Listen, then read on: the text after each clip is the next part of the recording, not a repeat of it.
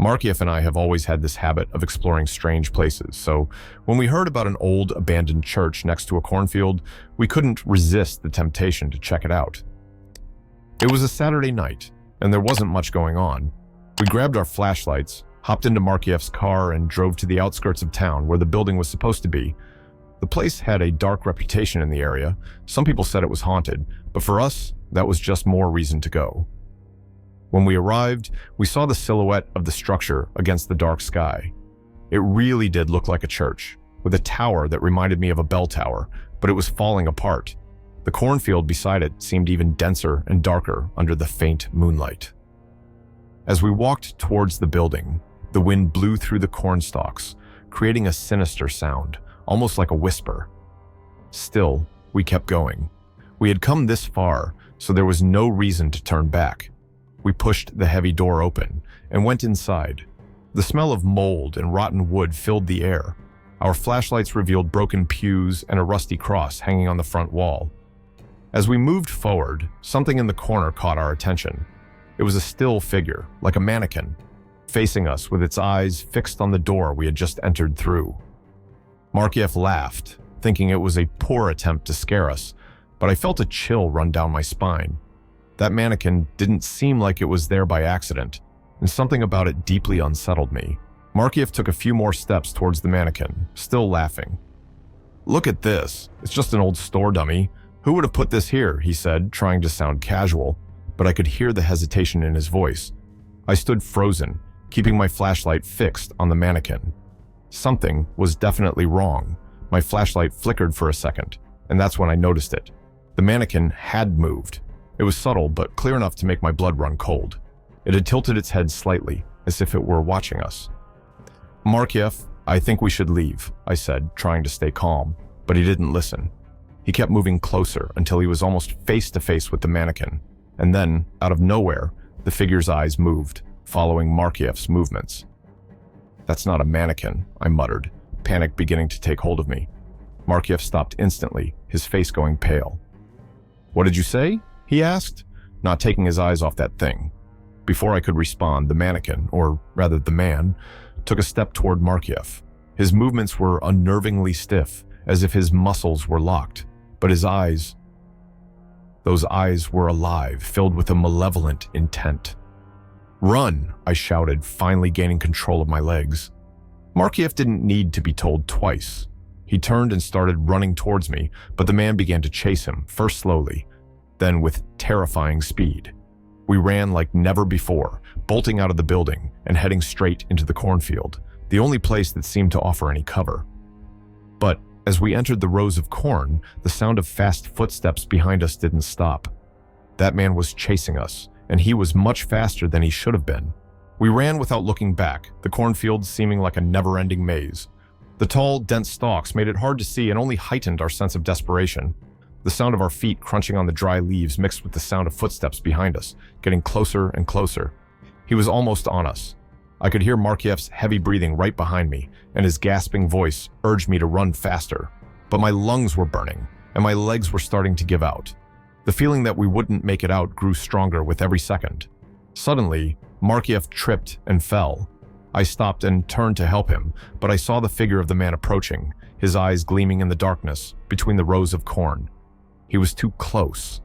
"Get up, man! Get up!" I yelled, trying to pull him up by the arm.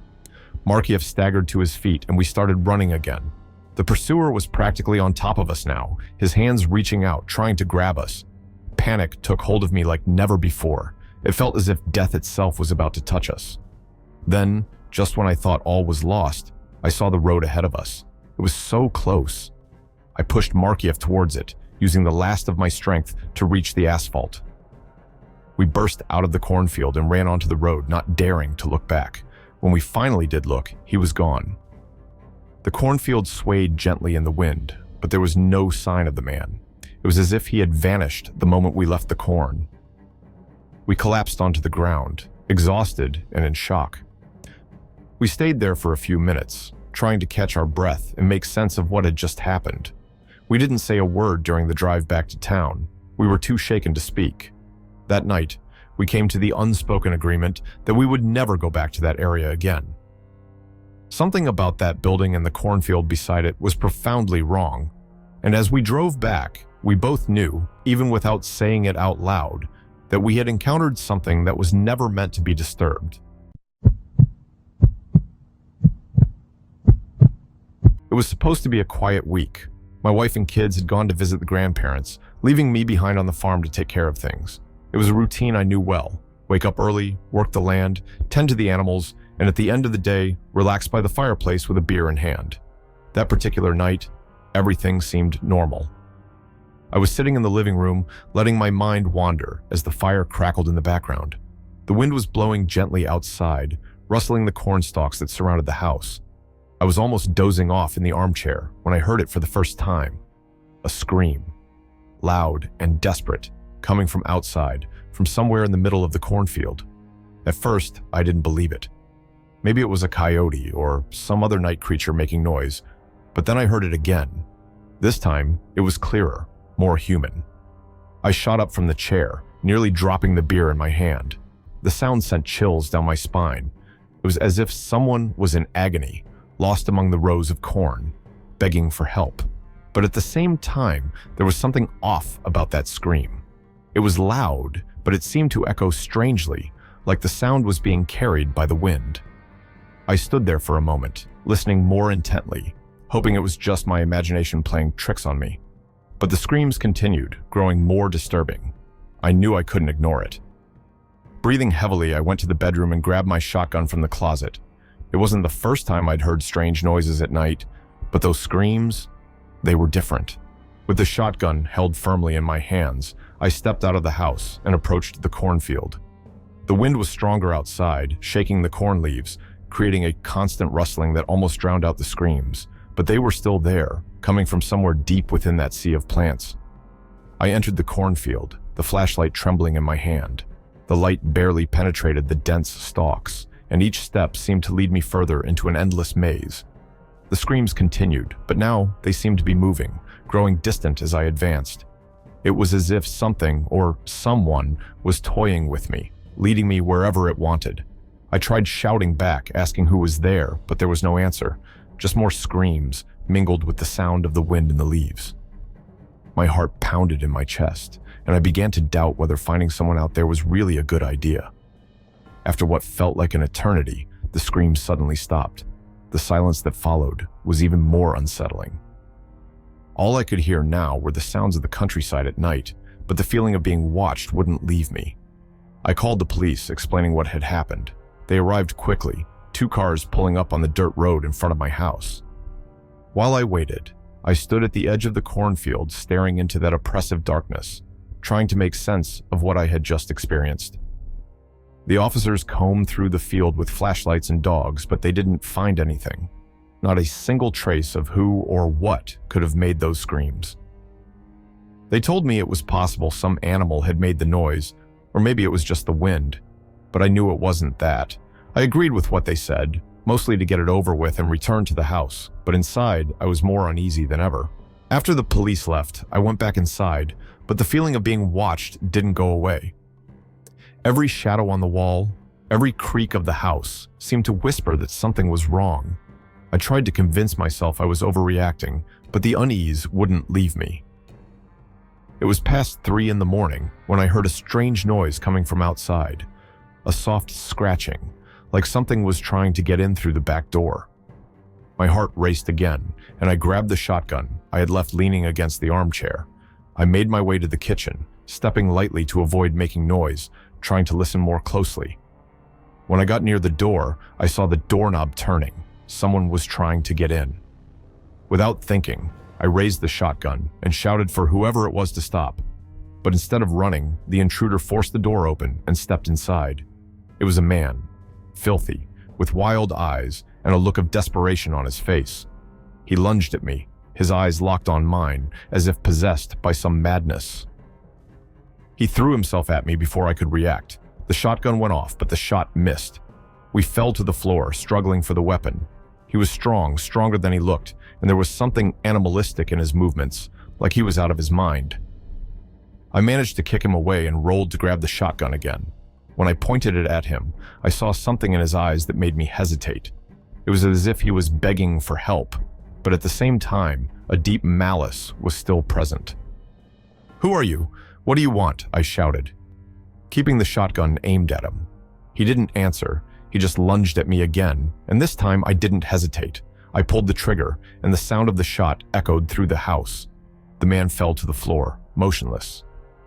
I called the police again, trying to stay calm as I explained what had happened. When they arrived, they inspected the body and identified him as someone who had been missing for weeks. The sheriff looked at me with a serious expression, but didn't say anything other than giving me a firm handshake and telling me I did what was necessary. As they took the body away, a heavy sense of exhaustion washed over me. I sat down in the armchair, the silence of the house wrapping around me once more. The screams in the cornfield still echoed in my mind, and now I knew they weren't just screams of terror. They were from someone who had been hunted, driven to madness by something I still didn't understand. I'll never know what really happened that night, but one thing's for sure, that farm will never be the same for me, and whenever the wind blows through the cornfield, I won't be able to stop myself from hearing those screams again. I've always been the type of person who didn't believe in superstitions or local legends. To me, stories about creatures lurking in places like the cornfield were just that, stories. But something changed when I started hearing more reports from trustworthy people, folks from my town, who claimed to have seen or heard something strange in that field at night. My name is Lucas, and I'm known for being the bravest among my friends. Maybe that's why, after hearing yet another tale about the creature in the cornfield, I decided I would investigate on my own. I wasn't about to let these stories unsettle me, and more importantly, I wanted to prove that it was all just imagination. I waited until dusk, when the town was starting to quiet down. I grabbed my flashlight and camera, items I deemed essential for documenting whatever I might find, or for debunking that silly legend once and for all. As I walked towards the cornfield, the sky darkened, and a strange feeling began to form in my stomach, something between excitement and nervousness. I reached the edge of the field, and without a second thought, turned on my flashlight and stepped into the rows of corn.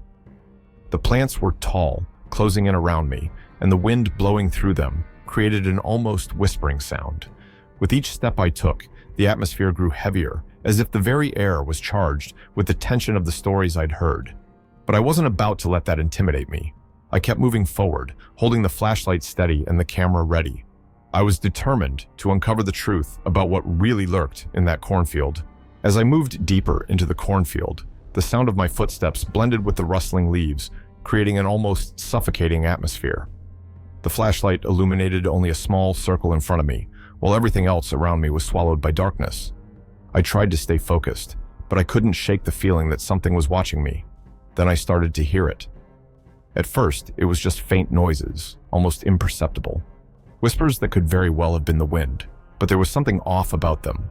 They had a distinct tone, like murmured words, yet they didn't form any coherent sentences. I kept walking, and the sounds grew louder, clearer. Soon, footsteps began to mix with the whispers. I stopped, sweeping the flashlight in all directions, but I saw nothing.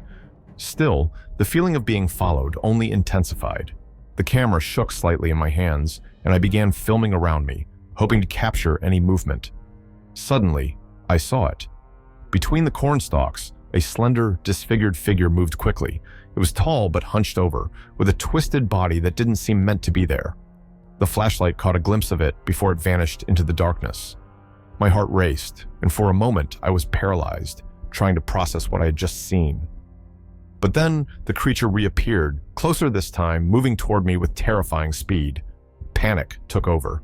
Without thinking twice, I turned and ran back the way I had come, the sound of my footsteps drowning out everything else. I could feel the creature's presence behind me, as if it was about to catch up. In my frantic escape, I dropped the camera, but I didn't care. The only thing on my mind was getting out of there. I ran like never before, my breath heavy and the sound of the cornstalks slapping against my face as I pushed forward. With every step, the sensation of being chased grew stronger, but I didn't dare look back. The fear that consumed me was absolute. I just wanted to get out of that place. Finally, I saw the edge of the cornfield, and with one last burst of energy, I threw myself out of the field, collapsing to my knees on the ground. The silence was deafening. I stayed there, gasping for breath, trying to calm my heart, which felt like it was about to explode. Slowly, I turned, expecting to see the creature emerging from the shadows, but there was nothing. The cornfield swayed gently in the wind, as if nothing had happened. Too terrified to go back for the camera, I ran straight home. I spent the entire night wide awake, the images of the creature still fresh in my mind, the fear still pulsing through my veins. What I had seen wasn't just a made-up story, it was real, and that terrified me more than anything. The next morning, I knew I had to go back and retrieve the camera. I called a few friends to come with me, giving them only the basics of what had happened. They were skeptical, but agreed to come along, maybe just to make sure I hadn't lost my mind completely. We returned to the cornfield, the sun shining in the sky, but the feeling of unease didn't go away. We found the camera lying on the ground, but when I picked it up, I realized something was wrong. It was destroyed, as if it had been trampled or attacked by something. My heart sank. My friends didn't say anything, but I saw the worry on their faces. When we finally got back home and connected the camera to a computer, we discovered that only one frame had survived the destruction. In the image, between the corn stalks, was a vague shape, a shadow that seemed to defy any logic or explanation. I knew what it meant. That creature, whatever it was real, and it was out there, in the cornfield, waiting. I never went back to that place, and neither did my friends. The stories around town didn't fade away. They intensified. But now, I knew they weren't just stories. They were warnings. Every summer, we spent our vacation at our grandparents' house in a small, rural town. Their house sat on a large property, surrounded by cornfields and an old abandoned house that no one cared to visit anymore. For my siblings and me, that place was a paradise for playing, especially hide and seek. I'm the oldest of 4 siblings. Jason, the second oldest, was always the most competitive. Sarah, our middle sister, was the one who always came up with the best hiding spots, and the youngest, Tommy, was always trying to keep up with us, even though he couldn't run as fast as we could. That day, we were bored and decided that a game of hide and seek would be the perfect way to pass the time. It was late afternoon, the sun was starting to set, but there was still enough light to see. The abandoned house, with its broken windows and weathered walls, had always been the perfect backdrop for our games. The cornfield next to it offered even better hiding spots, with dense rows that could hide anyone. "Okay, who's counting first?" I asked. Jason quickly volunteered, as he loved the challenge of being the first to find everyone. He turned to face the wall of the abandoned house and started counting. 1, 2, 3. The other 3 of us ran in different directions. I headed towards the cornfield, thinking it would be the hardest hiding spot to be found. I slipped into the rows of corn, trying to make as little noise as possible. The sound of the wind rustling through the leaves was almost soothing, and the adrenaline from hiding made my heart race. I found a spot where the plants were taller and thicker, crouched down and waited, confident that I'd be the last to be found. While crouched in the middle of the cornfield, I could hear the distant sound of Jason counting, and occasionally the rustle of leaves as the wind passed through. I waited, trying to control my breathing. I knew that if I stayed quiet enough, Jason would have a hard time finding me. But then, something caught my attention. A few meters from where I was hiding, I noticed a strange movement among the corn stalks. At first, I thought it might be one of my siblings, maybe Sarah, sneaking to a better hiding spot. But there was something wrong with the way the person moved. It was slow and deliberate, almost like they were stalking. I stayed still, watching. My heart started beating faster, but not from excitement. This time, it was from a growing fear. The sunlight was fading quickly, casting longer shadows between the rows of corn, and the figure ahead seemed to blend into the darkness. I tried to focus, but I couldn't make out the face or recognize who it was. Suddenly, the figure stopped and turned in my direction. A chill ran down my spine. I knew instinctively that this person wasn't one of my siblings. There was something sinister about the way they stood there, motionless, as if they knew exactly where I was. I tried to ignore the fear and convinced myself I was just imagining things. But before I could leave my hiding spot, the figure began moving toward me, each step crunching the corn leaves underfoot. They didn't seem to be in a hurry, but the intent was clear. That's when I realized I needed to get out of there. I got up and started running in the opposite direction, pushing the corn stalks aside, trying not to trip as I glanced back. To my horror, I saw that the figure was following me, their steps becoming quicker, more determined. My only thought was to find Jason and the others. We needed to get out of there, fast. Running through the corn rows, my heart felt like it was going to explode. The figure was still behind me, their steps firm and relentless. Amid the panic, I managed to spot Sarah emerging from her hiding spot behind an old shed near the abandoned house. I shouted her name and she looked at me, confused. "There's someone here! We need to leave now!" I yelled as I ran toward her. Without questioning, Sarah started running beside me. The figure, now visible at the edge of the cornfield, stepped out of the shadows, and it was then that I realized just how much danger we were in. Jason and Tommy appeared shortly after, drawn by our shouts. When they saw the look on my face, they knew something was seriously wrong. "Let's go home, now!" I ordered, and we all sprinted towards our grandparents' house. The strange figure followed us for a few meters, but stopped when it reached the edge of the cornfield, as if an invisible line prevented them from going any further. They just stood there, watching, as we ran away. The most terrifying thing was how that person remained completely still, except for their eyes, which followed us with a disturbing intensity. Finally, we reached the house, out of breath and terrified. We locked the doors and windows as quickly as we could. Our grandparents came running, alarmed by our state, and we told them what had happened. But when we looked out the window, everything seemed calm, as if nothing had happened. The cornfield swayed gently in the wind, with no sign of the figure that had chased us. Even so, the terror of that experience left a deep mark on us. None of us wanted to play hide-and-seek there again, especially near that abandoned house in the cornfield. The vacation, which should have been full of fun, took on a darker tone, and we avoided going outside at dusk.